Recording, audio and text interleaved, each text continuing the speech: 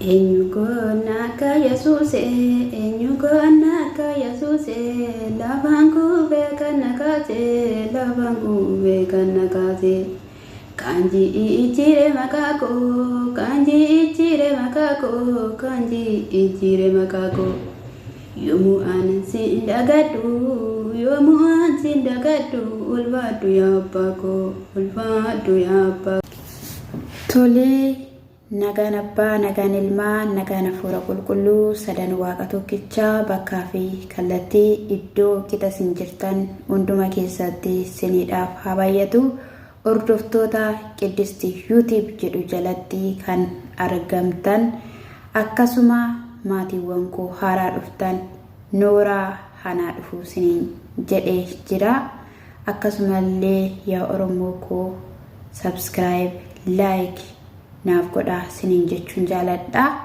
Walaa jajjabeessinuun yeroo hundumayyuu dhaamsa kootii itti bu'aa osoo ittiin bu'iin biraan darbinaa isiniin jechuun jaaladha.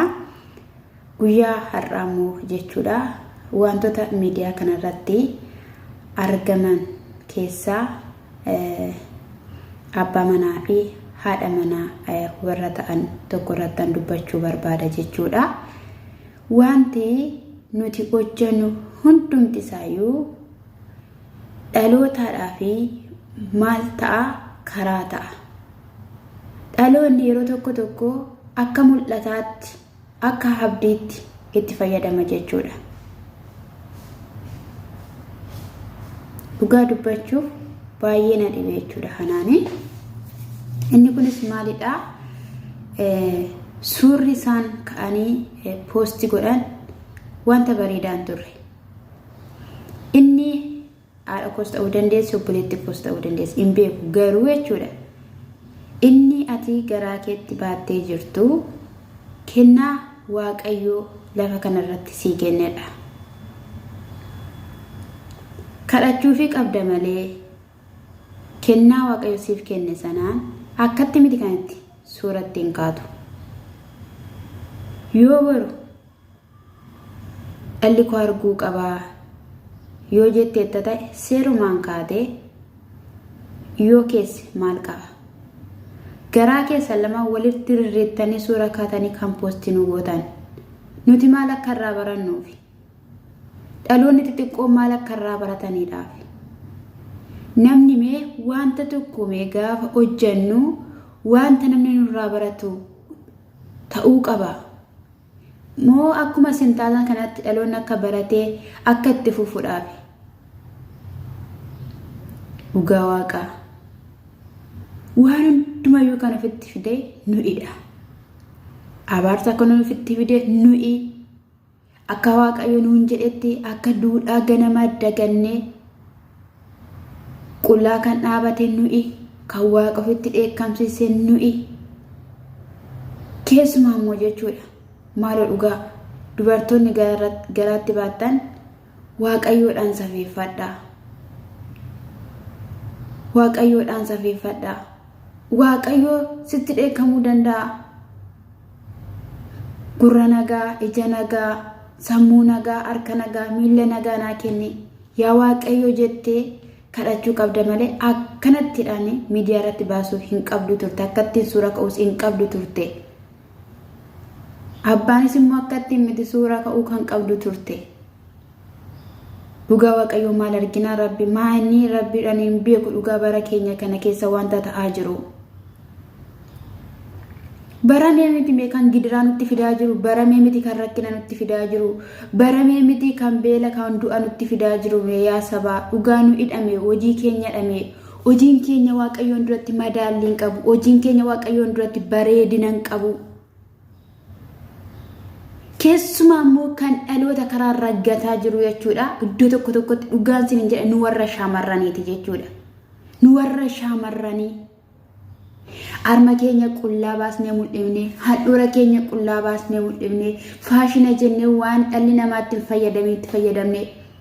Faashina kana jechuudha. Faashina dhufaa jiru kana akka harmi mul'atuuf, akka handhuurri mul'atuuf akka sarbaan keenya hundumtiyyuu mul'atuudhaa fi faashina kana kan fide ergamtoota seexanaati. sababiin isaa maal akka ta'e beektu seexan yeroo hundumayyuu karaa ittiin jireenya kee keessa galtee qaama kee keessa galtee ittiin si balleessitu ittiin si hacuucuu ittiin si qabdu ittiin jireenya kee leenjistu rakkinatti si geessitu barbaaddatti. Nu immoo faashina inni itti fayyadamna. Faashina jenna baqa faashina. Otoo mee akka faashinaatti dubbii sagalee waaqayyoo fayyadamne irra ta'e. Otoo mee akka faashinaatti mee uumaa keenyaan ilaalle irra ta'e gaariidha. Ilaalchi keenya amma faashinoota wanta caccalaqisan wanta mul'atan irra ta'anii jechuudha. Ani dhugaannaan suura dubartii kana argu baay'ee na'e waaqa akka kan koo ta'e jechuudha. Idda koo na cite. Maaliif yoo jettaniitu ta'e waan baay'ee jira. Dubartoonni gaafa garaatti baatan waan baay'eetu jiran illee in agarre garuu bakka akka namattidhaan in argina warreen wanta baay'ee irra ta'anii itti rakkatanii waan baay'ee ta'an ishiin immoo akkasittidhaan suura kaatee miidiyaa irratti of gallakkifte jechuudha. Ati daftee jechuudha daftee gocha kee kanaadhaaf sa'a galtee kadhachuu si barbaachisa. Garaa kee qabattee mucaa sanaaf kadhachuutu si barbaachisa. Ofii keedhaaf osoo hin taane dhala si keessa jiru sanaaf sanyii waaqayyo si keessa facaase sanaadhaaf dhugaa kadhachuu qabda sin jechuun jaalladhan. Yaa Rabbi maal goona dhugaa waaqayyo akkamiin goonaa? Waanuma isaa wallaalle. Kan qullaa sirbaa, kan qullaa dhaabbataa, kan waan ta'e. Miidiyaan kun akkuma nu fayyade nu miidheera natti fakkaata yeroo tokko Rabbi. Haadholiin keenya duratti akkasiin turre. Qamisii irratti qamisii dabalanii uffatanii shaarbii irratti shaarbii daddabalanii uffatanii yaa uffannaa isaanii akka ittiin simboo qabu. Inni bara keenya akkatti gadi teenyuu hin qabnu dhugaan sineen jedha akkatti gadi teenyuu hin qabnu jechuudha. Anatu jechuudha yeroo tokko maal akka ta'e beektu mana sargii deemne jechuudha. Mana sargii deemne yeroo sana biyyaan jira. Mana sargii deemneetu mucayyoon carqii jirbashi gararreetti uffattee jirti. Yeroo sana dhaabbatteedha kan ishee waxii qiccutu jechuudha. Achi waan ta'ee gadi jechuudhaaf gadi jettee waan ta'e fuudhuudhaaf yeroo ishiin gadi jettu dhugaa Rabbii dubbachuudhaaf taanaan jechuudha. Paantii ishee dirasidha kan mul'ate. Paantii ishee dirasii jechuudha.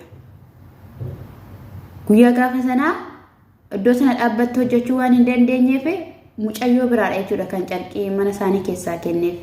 Hamma kanaatti jechuudha nuti. Ofaa fattashnu, ofaa ilaallu. Ofaa tuan ofaa madaallu agallu dhaloota boruu dhufaniidhaaf keenyallee guyyaan deemu umuriin keenyas deema sana soon taane dhaloota dhufanii dhaloota boruu bibbiqilaniif ofaa eeggannu maaloo yaa obboloota koo dhugaan siniin jedha. Baay'isneetuma of eeggachuutu nu barbaachisa. Baay'ifneetuma of to'achuutu nu barbaachisa. Kana siniin jechuun jaaladhaa. Wanta biyya lafaatti jenne koomentii dhaloonni nu barreessuu jenne laayikii dhaloonni nu godhuuf jenne dirqamamu dhaloonni immoo iddoo gaggaariitti iyyuu koomentii iyyuu siniif hin kennan laayikii iyyuu siniif hin godhan lafa hin taane bakka lafa wantoonni garaagaraa wanti waaqayyootti hin tolledha kan dhaloonni jiru jechuudha. Ta'uu hin qabu. Hafuurri keenya jireenya waaqayyoo keessatti ilaalamuu qaba. Sittaaf wanti biyya lafaa sittaa irratti dhugaan siin jedha obboleettii koo obboleessa koo sittaa irratti maal sii godha asuma irratti gattee deemta wooti jira jireenyi biraa jechuudha. Jireenya biraa sanadhaaf of qulqulleessuudha malee jireenya biyya lafaa kana wanta garaagaraa argachuudhaaf wanta garaagaraatti fayyadamuudhaaf jennee karaarraa jallachuu hin qabnu. Nuti dheekama waaqayyoo lafaan si fidee maaf dagattaa iddoon si fidee maaf dagattaa ilaalamee waaqayyoo eegumsa waaqayyoo mee akka barbaade nu gochuu hin dandeenye nuti mee kan waaqayyooti waaqayyo nu jiraachisuu ni danda'a nu ajjeesuu ni danda'a garuu waaqayyo nu ife inobsa jechuudha hin deebi'u laata boru hin galuu laata jedhe kanaaf iyyuu akkuma waaqayyo nu eegu akkuma waaqayyo nu kunuunsu nutis immoo isa maalummaa inni nurraa barbaadu haala inni nurraa barbaadu eeggachuutu nu barbaachisaa warri qullaa deemtan warra kan taanetti suura kaatan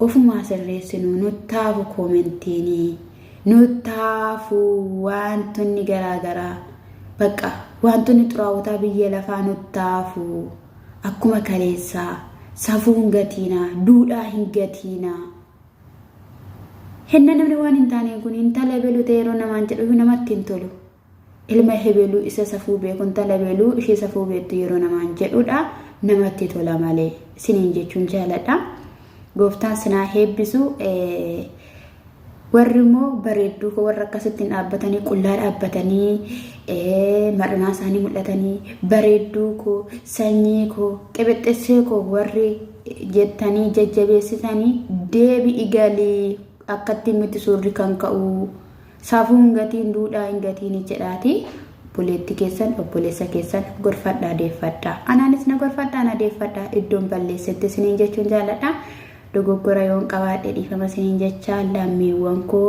bakkuma jirtanitti ayyaanni waaqayyoo siniidhaaf haa baay'atu isiniin jechuun jaaladha oromoowwan koo qaqqaaliiwwan addunyaa garaagaraa irra jirtan hunduma keessaniidhaaf nagaan isiniif haa ta'u isiniin jechuun jaaladha biyya lafaa kanarraa wanti dhabamee jiru nagaadha waaqayyo biyya keenyaaf lammii keenyaaf qomoo keenyaaf nagaa haa deebisuun dhaamsa kooti gooftaan sinaa eebbisu shalom shalom